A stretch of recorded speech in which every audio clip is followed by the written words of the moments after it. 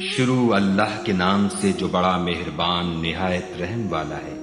صاد، قسم ہے قرآن کی جو نصیحت دینے والا ہے کہ تم حق پر ہو، مگر جو لوگ کافر ہیں وہ غرور اور مخالفت میں ہیں۔ ہم نے ان سے پہلے بہت سی امتوں کو ہلاک کر دیا تو وہ عذاب کے وقت لگے فریاد کرنے اور وہ رہائی کا وقت نہیں تھا، اور انہوں نے تعجب کیا کہ ان کے پاس انہی میں سے ہدایت کرنے والا آیا، اور کافر کہنے لگے کہ یہ تو جادوگر ہے، جھوٹا، کیا اس نے اتنے معبودوں کی جگہ ایک ہی معبود بنا دیا؟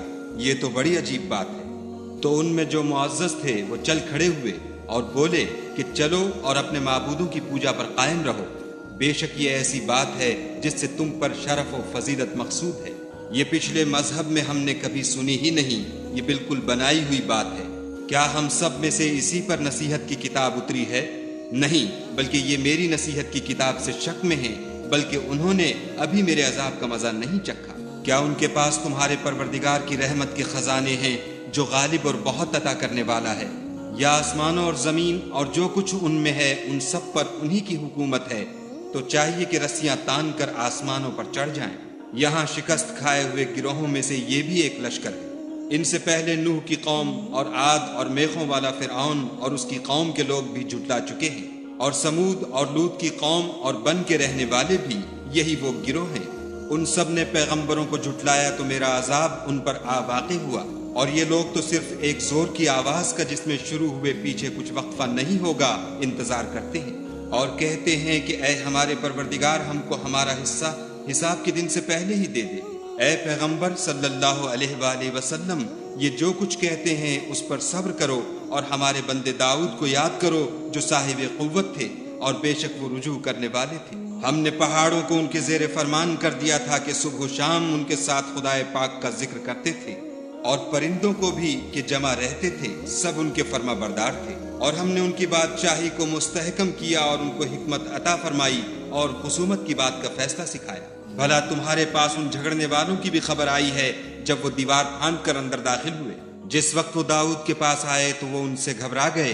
انہوں نے کہا کہ خوف نہ کیجیے، ہم دونوں کا ایک مقدمہ ہے کہ ہم میں سے ایک نے دوسرے پر زیادتی کی ہے، تو آپ ہم میں انصاف سے فیصلہ کر دیجیے اور بے انصافی نہ کیجیے گا، اور ہم کو سیدھا رستہ دکھا دیجیے۔ کیفیت یہ ہے کہ یہ میرا بھائی ہے، اس کے ہاں 99 دمبیاں ہیں اور میرے پاس ایک دمبی ہے، یہ کہتا ہے کہ یہ بھی میرے حوالے کر دے، اور گفتگو میں مجھ پر زبردستی کرتا ہے۔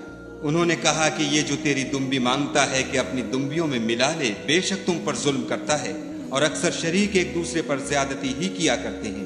ہاں، جو ایمان لائے اور عمل نیک کرتے رہے، اور ایسے لوگ بہت کم ہیں۔ اور داؤد نے خیال کیا کہ اس واقعے سے ہم نے ان کو آزمایا ہے، تو انہوں نے اپنے پروردگار سے مغفرت مانگی اور جھک کر گر پڑے اور خدا کی طرف رجوع کیا، تو ہم نے ان کو بخش دیا، اور بے شک ان کے لیے ہمارے ہاں قرب اور عمدہ مقام ہے۔ اے داؤد، ہم نے تم کو زمین میں بادشاہ بنایا ہے، تو لوگوں میں انصاف کے فیصلے کیا کرو، اور خواہش کی پیروی نہ کرنا کہ وہ تمہیں خدا کے رستے سے بھٹکا دے گی۔ جو لوگ خدا کے رستے سے بھٹکتے ہیں ان کے لیے سخت عذاب تیار ہے کہ انہوں نے حساب کے دن کو بھلا دیا۔ اور ہم نے آسمان اور زمین کو اور جو کائنات ان میں ہے اس کو خالی از مصلحت نہیں پیدا کیا، یہ ان کا گمان ہے جو کافر ہیں، سو کافروں کے لیے دوزخ کا عذاب ہے۔ جو لوگ ایمان لائے اور عمل نیک کرتے رہے، کیا ان کو ہم ان کی طرح کر دیں گے جو ملک میں فساد کرتے ہیں، یا پرہیزگاروں کو بدکاروں کی طرح کر دیں گے؟ یہ کتاب جو ہم نے تم پر نازل کی ہے بابرکت ہے، تاکہ لوگ اس کی آیتوں میں غور کریں اور تاکہ اہل عقل نصیحت پکڑیں۔ اور ہم نے داؤد کو سلیمان عطا کیے، بہت خوب بنتے تھے، اور وہ خدا کی طرف رجوع کرنے والے تھے۔ جب ان کے سامنے شام کو خاصے کے گھوڑے پیش کیے گئے تو کہنے لگے کہ میں نے اپنے پروردگار کی یاد سے غافل ہو کر مال کی محبت اختیار کی، یہاں تک کہ آفتاب پردے میں چھپ گیا۔ بولے کہ ان کو میرے پاس واپس لاؤ، پھر ان کی ٹانگوں اور گردنوں پر ہاتھ پھیرنے لگے۔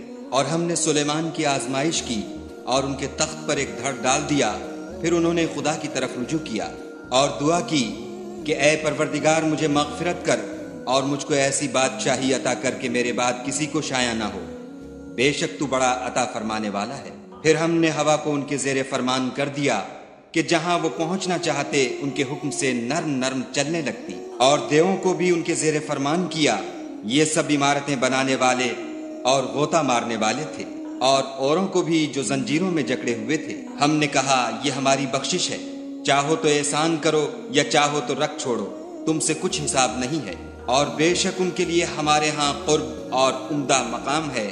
اور ہمارے بندے ایوب کو یاد کرو جب انہوں نے اپنے رب کو پکارا کہ بار الہ شیطان نے مجھ کو ایذا اور تکلیف دے رکھی ہے۔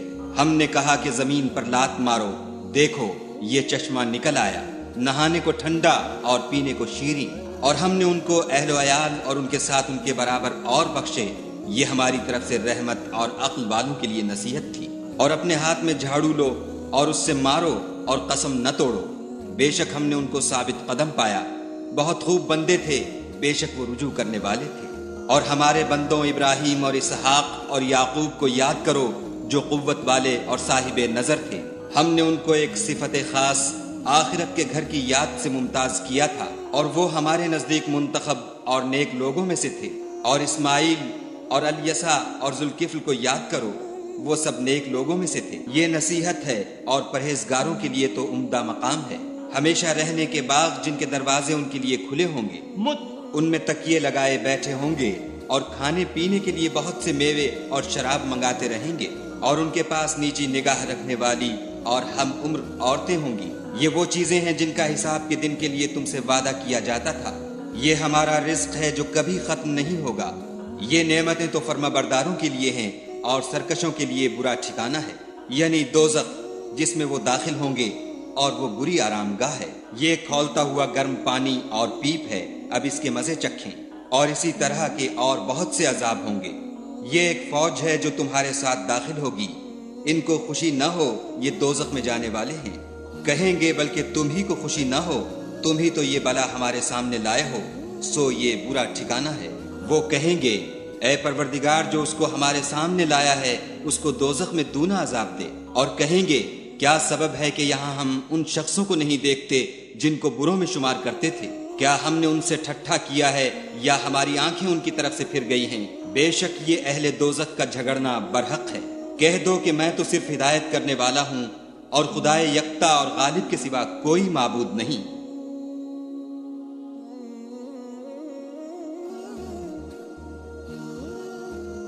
جو آسمانوں اور زمین اور جو مخلوق ان میں ہے سب کا مالک ہے، غالب اور بخشنے والا۔ کہہ دو کہ یہ ایک بڑی ہولناک چیز کی خبر ہے جس کو تم دھیان میں نہیں لاتے۔ مجھ کو اوپر کی مجلس والوں کا جب وہ جھگڑتے تھے کچھ بھی علم نہ تھا۔ میری طرف تو یہی وحی کی جاتی ہے کہ میں کھلم کھلا ہدایت کرنے والا ہوں۔ جب تمہارے پروردگار نے فرشتوں سے کہا کہ میں مٹی سے انسان بنانے والا ہوں، جب اس کو درست کر لوں اور اس میں اپنی روح پھونک دوں تو اس کے آگے سجدے میں گر پڑنا، تو تمام فرشتوں نے سجدہ کیا مگر شیطان اکڑ بیٹھا اور کافروں میں ہو گیا۔ خدا نے فرمایا کہ اے ابلیس، جس شخص کو میں نے اپنے ہاتھوں سے بنایا اس کے آگے سجدہ کرنے سے تجھے کس چیز نے منع کیا؟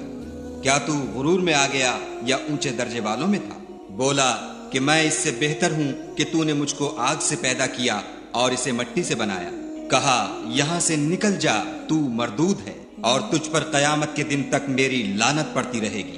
کہنے لگا کہ میرے پروردگار مجھے اس روز تک کہ لوگ اٹھائے جائیں مہلت دے۔ کہا تجھ کو مہلت دی جاتی ہے اس روز تک جس کا وقت مقرر ہے۔ کہنے لگا کہ مجھے تیری عزت کی قسم میں ان سب کو بہکاتا رہوں گا سوا ان کے جو تیرے خالص بندے ہیں۔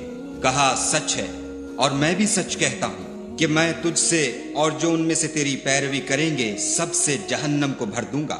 اے پیغمبر صلی اللہ علیہ وآلہ وسلم، کہہ دو کہ میں تم سے اس کا صلہ نہیں مانگتا اور نہ میں بناوٹ کرنے والوں میں ہوں۔ یہ قرآن تو اہل عالم کے لیے نصیحت ہے، اور تم کو اس کا حال ایک وقت کے بعد معلوم ہو جائے گا۔